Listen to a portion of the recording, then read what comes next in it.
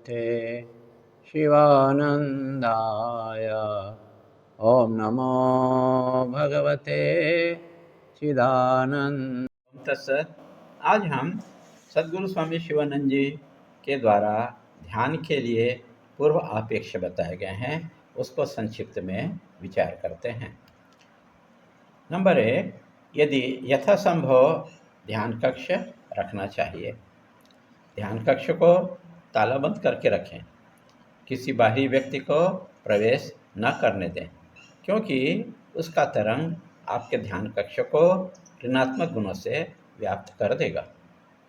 दूसरा है, यदि आपके पास ध्यान कक्ष रखना संभव न हो तो अपने आवास के कमरे के ईशान कोण अर्थात उत्तर पूर्व के मध्य का कोण को कपड़ा आदि पर्दा से घेर करके ध्यान कक्ष बना लेना चाहिए।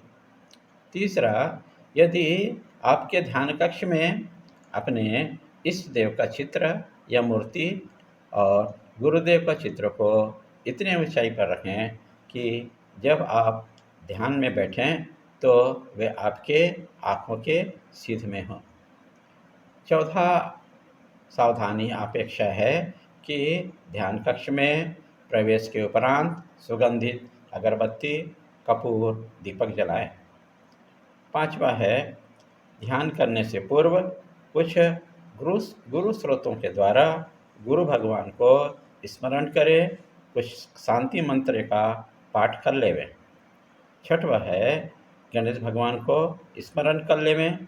और छठवा है, नित्य रूप से ध्यान करें, निश्चित समय में ध्यान करें। हरिओम तत्सत।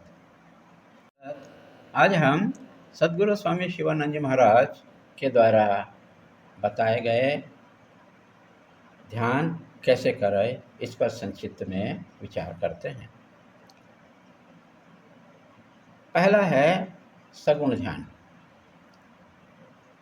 तो इसके लिए पहला, पूर्व या उत्तर दिशा की ओर मुँह करके बैठें। किसी एक आसन जैसे सिद्धासन, पद्मासन या सुखासन में बैठें। दूसरा, सिर, पीठ और धड़ एक सिद्ध में होने चाहिए। इसी को गीता में भगवान श्री कृष्ण 6वें अध्याय के 13वां श्लोक में बताते हैं।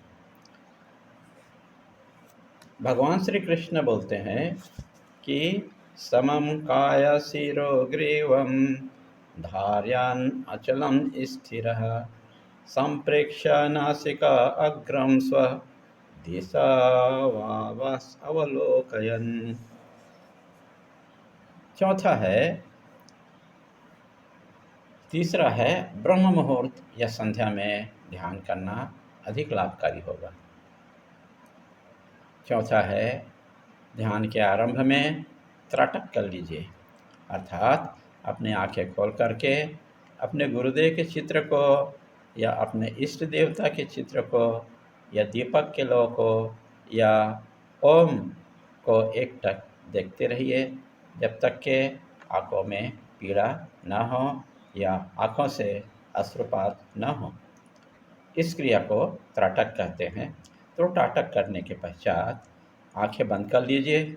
जिसे बाहर देख रहे थे उसे अपने अंदर दोनों नेत्रों के बीच, इसे भूमध्य या आज्ञा चक्र कहते हैं, इस पर या हृदय स्थल पर मानसिक रूप से देखने का प्रयास कीजिए और तब तक देखते रहिए जब तक कि मन इधर उधर न भागे। मन इधर उधर भागने पर पुनः त्राटक करें, ध्यान की क्रिया को दोहराएं। पांचवा है, जब आप मूर्त स्थूल ध्यान प्रारंभ कीजिए। यदि भगवान विष्णु आपके इष्ट देवता हो तो भगवान विष्णु के चित्र में सिर से लेकर पैर तक के उनके शंख, गदा, चक्र, पद्म धारण किए हुए सभी अंगों को एक एक करके देखते जाइए। इसी प्रकार यदि अन्य देवता वाले अपने इष्ट देवता पर ध्यान कर सकते हैं। ऐसा अभ्यास 3 घंटे तक करें। ये सब स्थूल ध्यान है। अमूर्त ध्यान कैसे करें? आप गीता में भगवान श्री कृष्ण के द्वारा बताए गए गीता के 16वां अध्याय में 1 से 3 तक के बताए हुए श्लोक पर ध्यान कर सकते हैं।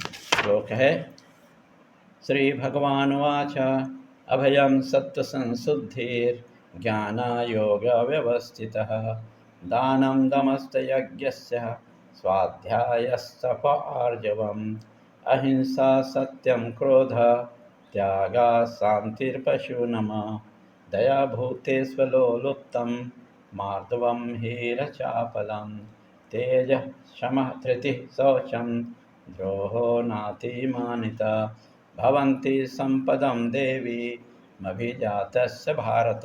इस प्रकार से एक एक जो उसमें सद्गुण बताए हैं उसका चिंतन करें, उस पर ध्यान करना चाहिए। और निर्गुण ध्यान कैसे करें? यह ब्रह्म का ध्यान है, तो पहले ब्रह्म को समझना उचित होगा। तो ब्रह्म क्या है? सत्यम ज्ञानम अनंतम ब्रह्म, अर्थात ब्रह्म सत्यचित आनंद अनंत है। ब्रह्म सत्यम जगत मिथ्या जीवो ब्रह्म न परा। तो ये है ब्रह्म। तो इसमें आया है सत्य क्या है, सत्य क्या है, सत्य किसे कहते हैं? तो इसके लिए कहा जाता है त्रैकालिक अबाध्यतम, अर्थात जो तीनों काल में एक रस रहे, एक स्थिति में रहे और जिसमें परिवर्तन न हो, कभी भी मिथ्या सिद्ध न हो।